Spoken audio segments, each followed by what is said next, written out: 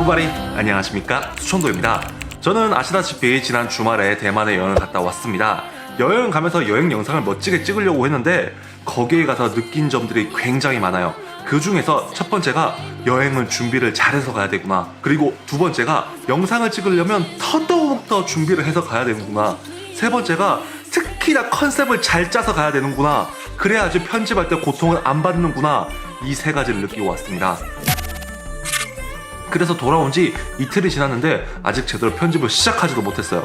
그래서 그걸 정리하기 위해서는 조금 시간이 필요할 것 같습니다. 그래서 오늘 영상은 여행에 관련된 영상을 내보내기 앞서 시간벌이용 영상입니다. 하지만 굉장히 재밌을 거예요. 왜냐하면 고프로와 오즈모 포켓에 대한 이야기이기 때문이죠.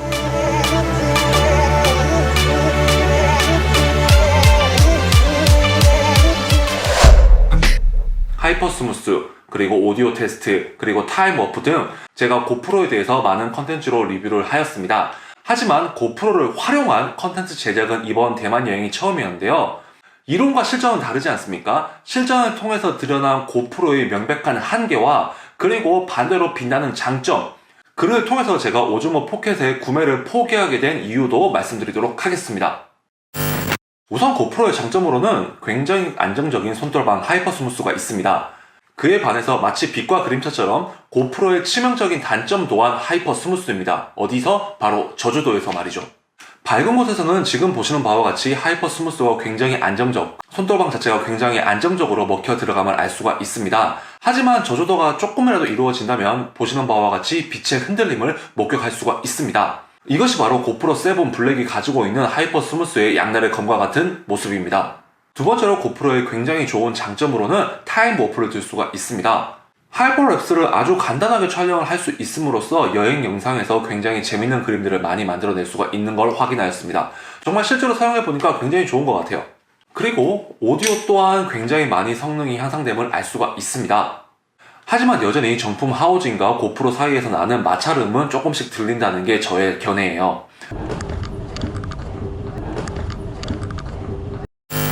기존에 알고 있던 고프로의 장점과 기존에 알고 있던 고프로의 단점이 이번 대만 여행의 촬영을 통해서 더욱더 명확하게 알게 되었습니다. 하지만 이번 실전 촬영을 통해서 고프로 7만의 장점, 그리고 오즈모 포켓을 구매할 필요가 없다는 그런 결론에 이르게 되었는데요. 거기에 대해서 하나씩 말씀드리도록 하겠습니다. 첫 번째, 배터리가 있습니다. 고프로 같은 경우에는 지난 고프로 5 때부터 똑같은 배터리를 호환해서 사용하고 있고, 그로 인해서 저 또한 고프로 배터리를 4개 정도 가지고 있습니다. 그러니까 수시로 고프로 배터리가 떨어지면은 교환을 해줄 수가 있는 거죠. 하지만 오즈모 포켓 같은 경우에는 배터리가 교체가 되지 않습니다. 이게 굉장히 치명적인 문제예요. 실내에서 잠깐 촬영을 할 때는 아무런 문제가 되지 않겠지만 저처럼 해외에 나가서 또는 국내에 멀리 나가서 촬영을 할 경우에는 배터리의 수급이 끊긴다면 굉장히 치명적일 것입니다. 정말 아름다운 영상이 있는데 배터리가 없어서 촬영을 못한다. 치명적이죠. 그럴 때 고프로 같은 경우에는 배터리를 그냥 갈아 끼워주면 됩니다. 그리고 방전된 배터리는 보조 배터리를 활용하여 그 즉시 충전을 시킬 수가 있습니다. 하지만 오즈모 포켓 같은 경우에는 배터리가 탈착이 되지 않습니다. 배터리 내장형이죠. 그렇기 때문에 촬영 도중에 충전을 할 수밖에 없습니다. 그렇게 되면 이제 선으로 치렁치렁하게 이제 막 연결이 되고, 여행을 가서 촬영해보신 분들은 알겠지만 막 장비가 치렁치렁하고 너무 많으면 굉장히 신경이 많이 쓰여요. 저 같은 경우에도 요 조그만 고프로 하나만 하더라도 굉장히 신경이 많이 쓰였는데 거기에 유선으로 충전을 해가면서 쓰기란 굉장히 불편하다는 걸 느끼실 것입니다. 그리고 두 번째, 발열이 있습니다. 다들 아시다시피 고프로의 단점 중에 한 개로는 바로 발열이 있습니다. 발열이 생길 수밖에 없는 게 4K 60프레임이라는 굉장히 고해상도의 고프레임을 촬영을 하고 있기 때문에 당연히 발열이 생길 수밖에 없어요. 소니의 알파 6500 시리즈 같은 경우에도 발열 이슈는 계속 있었고, 그 전작인 알파 6300 같은 경우에는 발열 이슈 때문에 자체적으로 꺼지기도 했죠. 그만한 바디에서도 열을 제대로 뿜어내지 못했는데 이런 조그만 고프로 같은 경우에는 말할 것도 없이 엄청난 발열이 생깁니다. 실제로 2.7K 60프레임 per second로 세팅을 해놓고 촬영을 해보니 한 10분이 지나가니까 굉장히 뜨거워지더라고요. 오즈모 포켓은 어떨까요? 오즈모 포켓도 굉장히 작은 사이즈의 카메라입니다.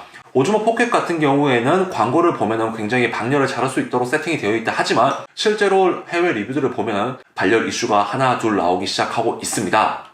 그런데 그냥 촬영만 해도 뜨거운 오즈모 포켓에다가 만약에 USB를 이용해서 충전까지 시작을 한다면 더더욱 발열이 많이 생길 것입니다. 당장은 그 문제가 눈에 띄지 않을 거예요. 하지만 그 열 피로가 계속돼서 누적이 된다면 기계의 내구성 자체에 치명적인 오류를 일으킬 가능성이 충분히 있다고 생각이 듭니다. 그렇기 때문에 오즈모 포켓이 여행용으로는 적합하지 않다고 생각이 듭니다. 고프로 같은 경우에는 발열이 생기면 그냥 물에 담궈버리면 돼요. 기본적으로 10m 방수가 되고 있기 때문에 물에 담궈서 그 즉시 열을 식힐 수가 있습니다. 하지만 오즈모 포켓 같은 경우에는 방수가 되지 않죠. 그렇기 때문에 오즈모 포켓의 발열 이슈, 그리고 그와 접목되는 충전 이슈도 한 번쯤은 생각해 보셔야 됩니다. 그리고 고프로에서는 당연하게 느꼈던 넓은 화각이 오즈모 포켓에서는 너무 좁게 다가왔습니다. 지금 보시는 바와 같이 오즈모 포켓 같은 경우에는 화각이 80도밖에 되지가 않습니다. 그렇기 때문에 굉장히 좁게 다가올 거예요.